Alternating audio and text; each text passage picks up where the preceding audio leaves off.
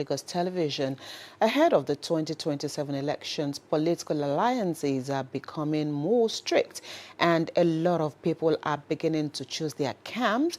Political parties are beginning to set their machineries in motion, and Nigerians are beginning to feel that indeed there is an election coming up in Nigeria in the next few months. But we do know that in such a time, different alliances will arise and a lot of permutations will also begin to arise on the political scene. On the program today, we'd like to take a look at some of these alignments. Are they genuine or just a game of the numbers? Our guest is in the studio this morning, the journalist as well as a public affairs analyst, Adewale Adeoye. Thank you for being here this morning on the program. Good morning. Right, let's start this way. Just before last week Friday, when the Oriri abducted victims were rescued, a lot of permutations were going on whether or not the insecurity level in Nigeria would allow for the 2027 elections to hold. But thankfully, that is, behind us now, even though there's still a lot of issues around insecurity. But if you were to take issues around insecurity and put that just on the side, would you say that at the moment Nigeria is really safe and ready for an election in 2027? Well, in terms of comparative analysis, I think compared with what we had 4, 5, 6 years ago, I think Nigeria is better in terms of security, but it's not yet the best. Okay. And if I say this, it's very easy for people to dismiss it. Mm-hmm. But when you look at the facts on the ground, take, for instance, what happened in Borno, where about 199 terrorists were exterminated. That is the largest harvest we have ever had, since terrorism began in 2009. And then the commanders of High Swap, 3 of them have been killed in succession, including the extermination of Minoki, who is the overall second in command of ISIS. These are historical records.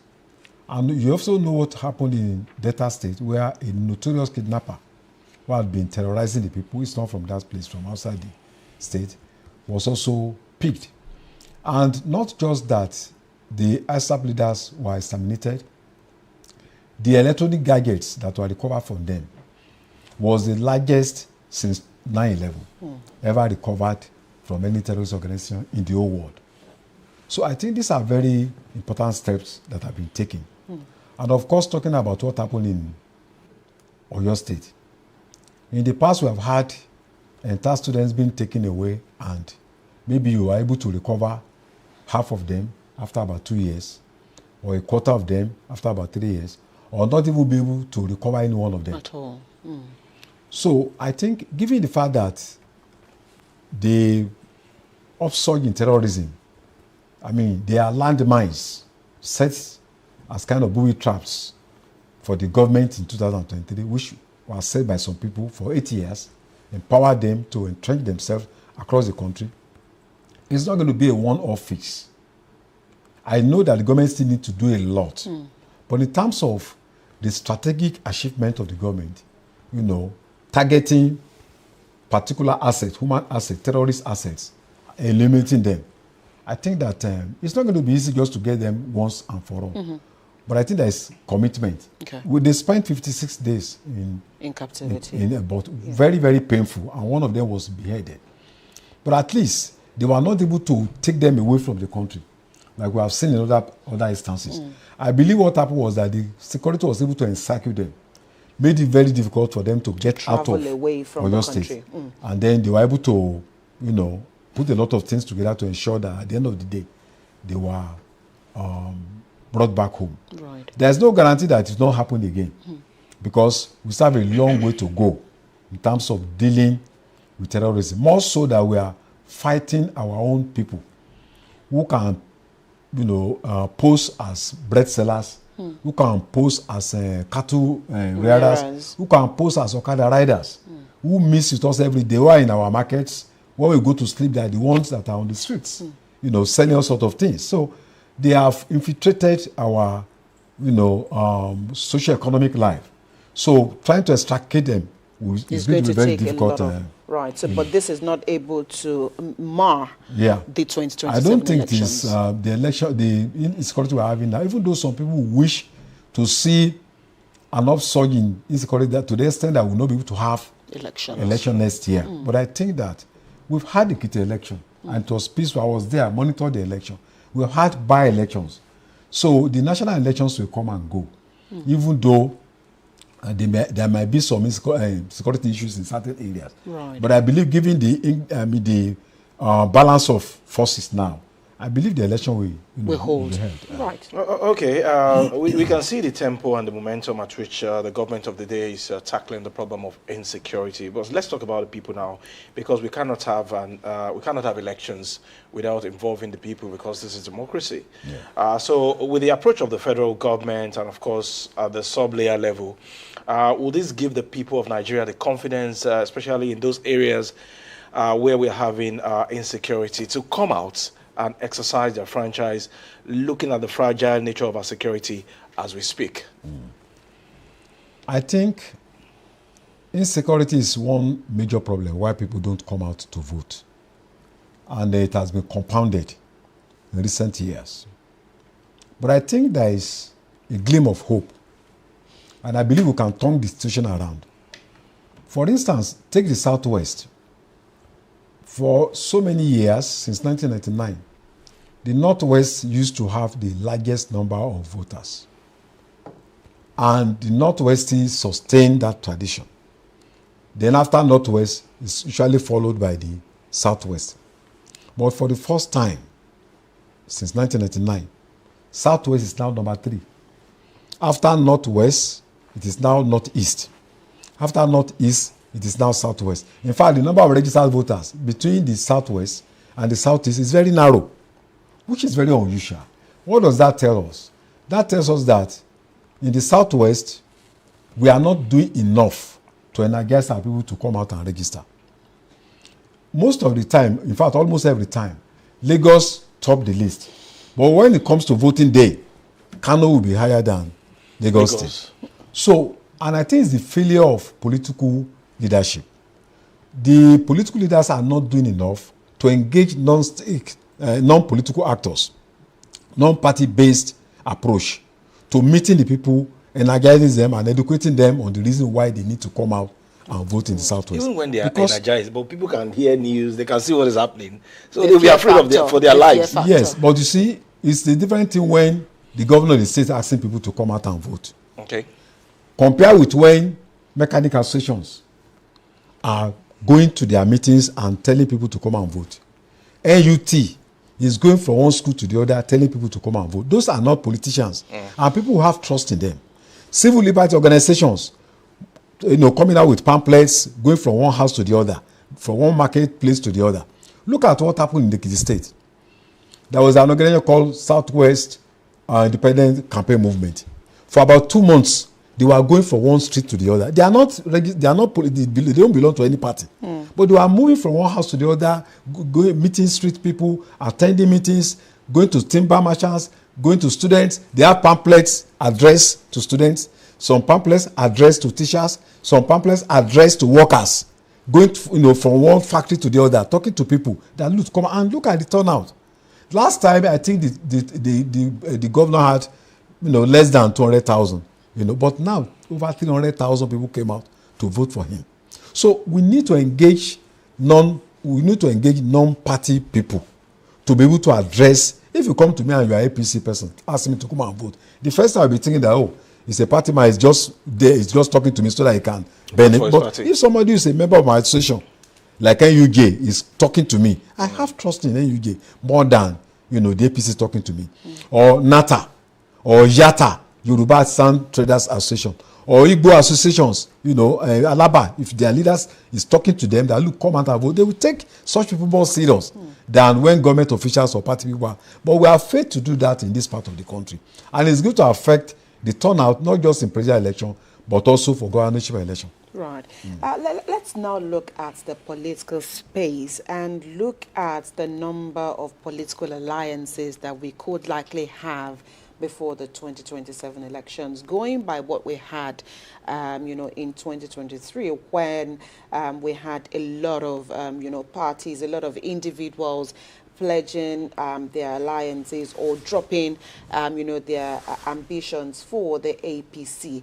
Do you see any quick fix happening before the 2027 elections, before the January elections, where perhaps smaller political parties could pledge allegiance to any of the big wigs or the ruling APC?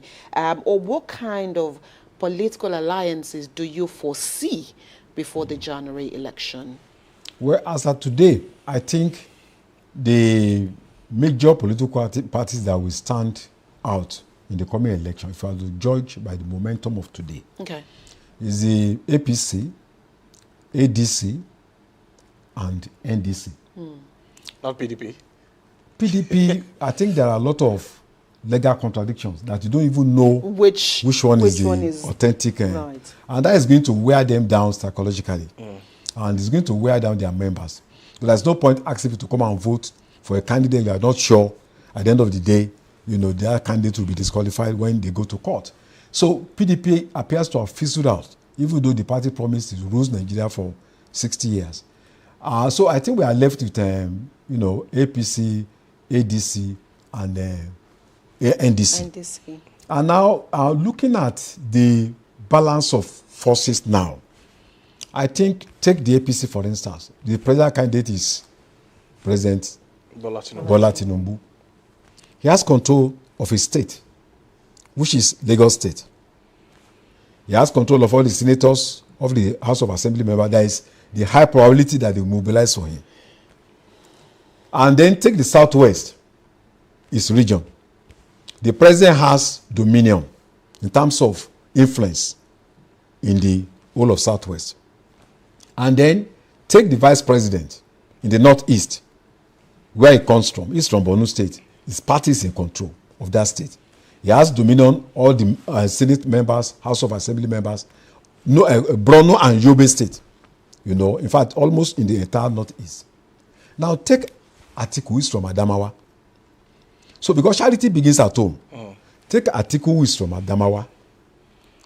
He cannot even say authoritatively that we have 100%, not even 60%, support, either from the governorship election or another.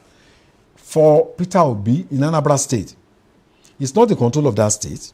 There's no guarantee that is the end. In fact, the NDC lost the last election for gubernatorial election, and there's no guarantee that unless the state governor take a stand to support NDC, which has not happened as we speak, there is the high probability that his own state will be contested fiercely between the ruling party and the NDC. So he has no dominion even in his own base.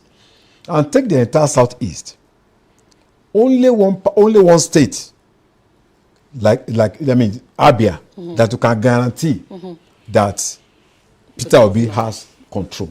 The other states are either Abga, which is Anambra State. And Anambra State, if you look at the body movement, is for the they are federal. supporting the president. So the other states, APC. Well, that may not mean that Obi will not have his support. own persons, Because presidential election is different from gubernatorial election. Right. But the fact also is that there's a psychological aspect that why should I vote for a candidate that has no wide national spread? Reach. Okay. And because people always think of interest. If I'm going to vote for this particular candidate, especially for the political influencers, what will be my gain? So that may affect the prospect of Obi, even in the Southeast. Okay. Then the other challenge is the internal contradictions in ADC. Until just, I think, yesterday or so, nobody was sure of which faction will be recognized by INEC. Right. So this has watered down the confidence of their members. And that's why you see a lot of them crossing over to either APC or some other political party. So the ADC is here to find its feet even legally. In spite of the pronouncement of the Supreme Court, there are still other challenges.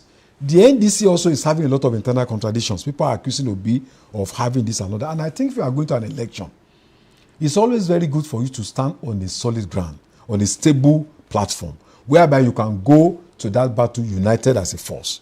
So I think with the internal crisis within the NDC and the ADC, there's a chance that it's going to affect their prospect. However, one cannot rule out the possibility of NDC and ADC coming together. It's very remote because you have two candidates that are not ready to step down for each other. And I actually like to put that blame on Atiku, because for me, I don't see any reason why Atiku should assume that after President Buhari spent 8 years, then you have to take this thing back to the north. Not just to the north, but to the same person from the same ethnic group. Imagine Asiwaju after 2000, let's say completes his 8 years, and then he wants to hand over to somebody from, let's say, Fayemi or somebody from the Southwest. Does that really make sense?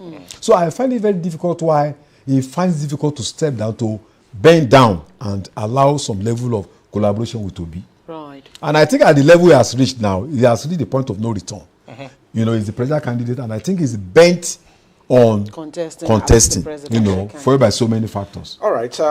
Before now, we have had insinuations in different quarters saying that Mr. President might likely drop his running mate, the Vice President, Kashim Shettima. But last Friday, it was made public that Mr. President is still going to run for another 4-year term with the Vice President. How strategic was that for you for the 2027 election, the choice of Kashim Shettima as the Vice President candidate to Mr. President? First of all, I think the President was tactical for one reason. He delayed the announcement of that. It took him a lot of time. And that means he kept a lot of people guessing. And you know that, I want to assure you that most of the people that you saw that decamped to APC, in the past 3-4 months, was based on the calculation that if they would drop Shettima, then they were matched. So it was a very good thing that the president did not give the impression at the beginning, like January. Right. Many people would not have decamped to the APC. So it was a very tactical thing that he delayed. And I also think that he made that announcement at the right time. That it was not a hook ceremony and all that. He gave the impression that, look, we've never had any internal crisis. Because if you had, called a hook, that means that, there were major crises. But he just did it in a very ordinary way. Give the impression that he's running a suit administration without any major conflict, in spite of all the assumptions of his political adversaries. And I think that he made the right choice. First of all, people were thinking that, Muslim ticket, that because of the prayer, not from Nigerians this time, from the West, that he would drop. So number one, he has been able to prove that he's a man of his own, and that he's not going to take decision based on the prayer from external forces. Right. Then number two, he has reinforced the confidence of the Muslim community in the North. Okay. That, look, we can work with you. You are not going to drop our candidate. And I also think that the Southwest Northeast Alliance has been rekindled. Don't forget that Abiola also picked Ngibe from Northeast, and there was a reason for that. So I think that what he did was very tactical. It means that he has doused the prospect of having any internal crisis. Because if he had picked another candidate, there is no way that will not generate a major crisis. So he has been able to manage that situation very well. And I believe that his choice was the right thing to do. It's better for you, a bird in hand is worth more than, because you cannot never predict the consequences of changing your vice president. But at least you can predict what will happen. That, okay, in 2023, we had a Muslims and we won. So there's also the likelihood that, we are going to also win the next, because the variables have not actually changed. Right. Riding on Adewale's question, now that we do know that at least the 3 major political parties that you've mentioned, now talking about some of the intrigues and the permutations, Mr. President delayed up until last week Friday, also because there was also a deadline to beat in the submission of candidates as required by INEC. So now we have the APC, President Bola Tinubu and his vice president, running in that election. We have Atiku Abubakar and Rotimi Amechi. We also have Peter Obi and Rabiu Kwakwanto in that line. Again, talking about possible mergers, or some of these guys wanting to work together as one. Do you see these individuals that we've mentioned, taking away Bola Tinubu and Kashim Shettima, whom we know are on one team, and then these other 4 individuals, do you see them coming together for the sake of Nigeria, or coming together for personal interest in the 2027 election? If the opposition, all of them put together, including Showore and all of them. We forgot he's still yes, there. if they are really out to push a renaissance of Nigeria, then there will be no question of who is the presidential candidate. They will just pick a candidate and all of them will rally around and support that candidate. But what I'm saying is that at all cost, Atiku holds on to illusion of strength, reinforced by illusion of spirituality, that some people have told him will become the president.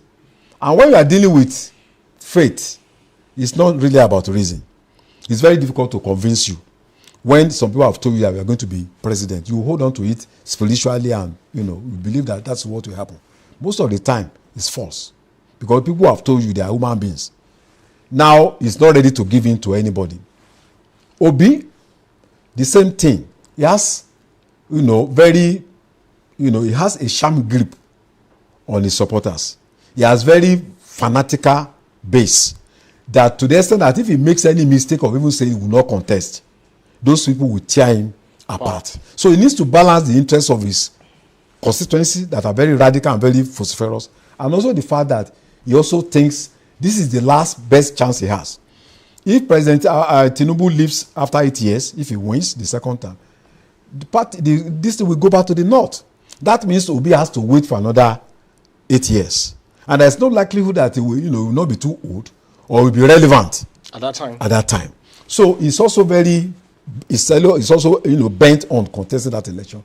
Now, Kwankwaso is a very strong force in the north. There's no doubt about that. And there are certain things people don't know about Kwankwaso.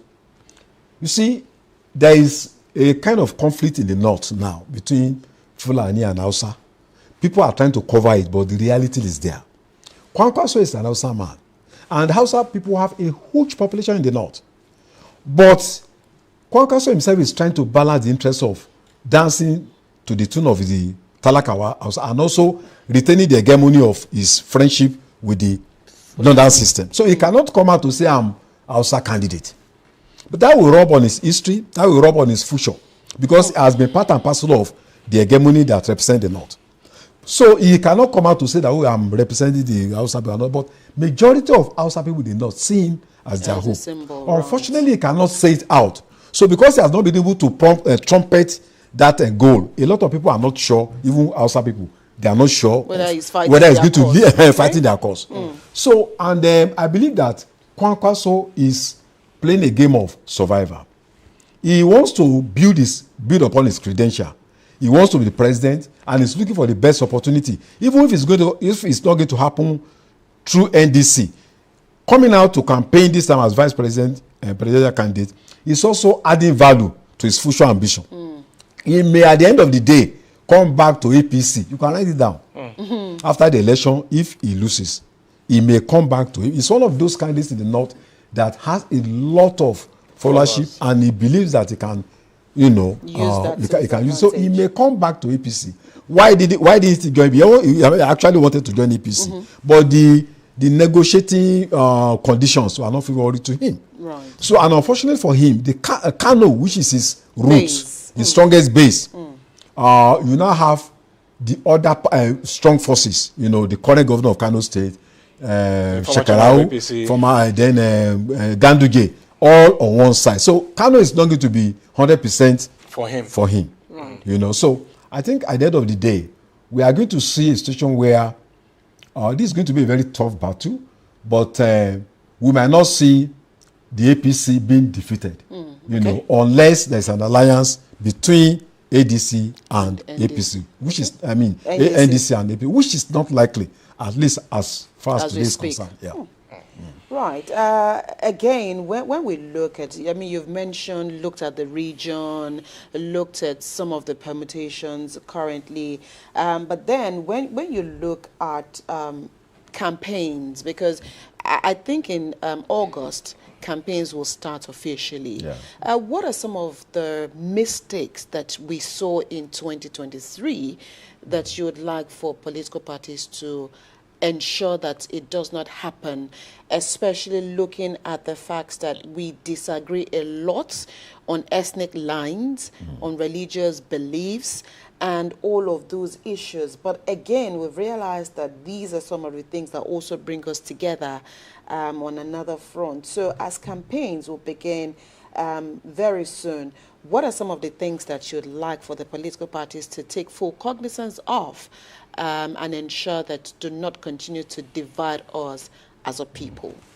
Well, I think we should all have what I call the lowest common factor, and which is to peace building and conflict prevention in Nigeria. We should not run our campaigns based on sentiments. We should not run our campaigns based on propaganda. We should not run our campaigns based on personalities, but rather on issues. So if you have better ideas, I think instead of talking about whether Obi is an Igbo man or Atiku is from Kano, I mean, it's from Adamawa and all that, let's look at the issues. Okay. And I think these issues should be based on facts, because people come with all sorts of lies during campaigns on social media. You know, oh, this person has fallen down. Oh, this person is insulted. This person has said this and he has not. You know, this is what they have said, even though he has not said it. So first of all, I think the presidential candidates should set standards. They should be able to control their followers. They should be able to realize that truth, honesty, they are very key elements in waging their campaign, and that people want to listen to how you want to resolve the problem of electricity, which is a major problem confronting Nigerians. We want to see how you are going to address insecurity. It's not just enough to say that, oh, Buhari is not doing well, Tinubu is not doing well. What are the alternatives that you have? It's not enough to just say that, oh, price of goods have gone up because of fuel subsidy. What are your better alternatives? Don't keep it yourself. Don't say, oh, I don't want to say. If you have a better alternative, it's going to be to the benefit of all of us. And I also think that the president should see himself as the father of all. He should see all the candidates as as a kind of mutual contest. So if there are things that he feels can harm them, he should dissuade people from such a thing from happening. The opposition also should ensure that they don't harm those that are in government. So we must do everything to avoid conflict, to avoid violence, for the good and for the good of all of us and for the prosperity of this country. We must also realize that election comes and goes. If you lose this time around in 2027, there is another opportunity for you to win in the future. So it should not be a do or die affair. Okay. You know, we should play the game according to the rule. Okay. Beyond what the politicians should do to ensure that we have free and fair election, what about INEC and the security agencies? Yes, I think the security agencies should be impartial. They should know that they are not there to protect government officials. They are there to protect Nigerians. And the oath of office is to protect the integrity of Nigeria, to protect Nigerians, not to protect the president, the vice president, or the governor. The security officials are there for the country. So their loyalty should be to the people. So they should be impartial, because it's also for their own good. If at the end of the day we end up electing people that are corrupt, people that will not address our fears and aspirations, people that do not deal with poverty, the security people will also suffer, because they also go to the same market that we also buy what want it to be. And I think INEC needs a lot of our support. INEC needs to be very fair-minded. INEC needs to ensure that all the candidates abide by the rule. And I also think that this idea of bribery on the day of election, vote buying. You see, we need to appeal to our people that, look, you cannot sell your future for the meal for your breakfast. Just somebody wants to give you breakfast, money that will last only for today and tomorrow. Then the future of your generation, you just mortgage it. Because when politicians give you money and they buy your conscience today, they don't think they are accountable to you any longer. They think that they have settled you for the next 4 years. So you don't even have the moral credibility to ask questions about how you are being governed, because they believe you have been settled. So we must live up to high moral standards so that we can build a future that will represent our fears, that will address our fears and meet our aspirations. All right, it will be a fine place to leave this conversation this morning. Thank you so much, Adewale Adeoye, for being here on the program and helping us build insights on this conversation this morning. We appreciate your thoughts. Thank you very much. Right, that's the much we take on this side of the table this morning. We'll take a quick break. When the conversation returns, Joy will be here with her Lagos conversation.